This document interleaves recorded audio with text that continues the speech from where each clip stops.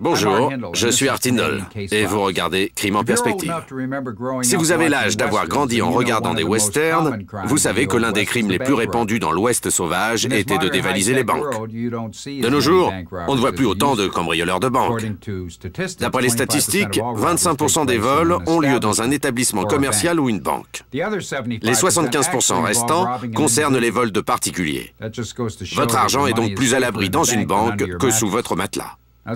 Quant à la répartition entre les différentes régions, en 2003, la métropole de Vancouver était la capitale du cambriolage de banques, avec un taux 4 fois plus élevé que Toronto et 8 fois plus élevé que Montréal.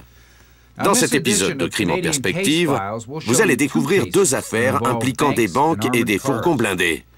La première impliquait un délinquant extrêmement jeune, tandis que le second criminel avait déjà derrière lui une longue série de méfaits réussis.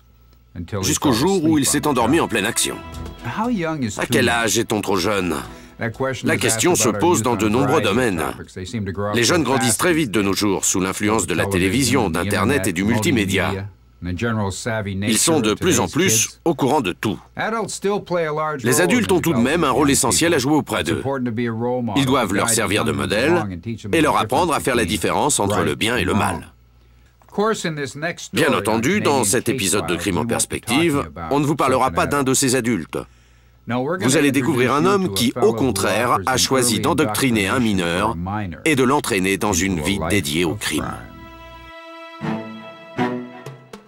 À Edmonton, Dallas Steven Reinhardt, âgé de 22 ans, traverse une mauvaise passe. Après sa rupture avec sa petite amie en 1999, il commence à prendre de la cocaïne.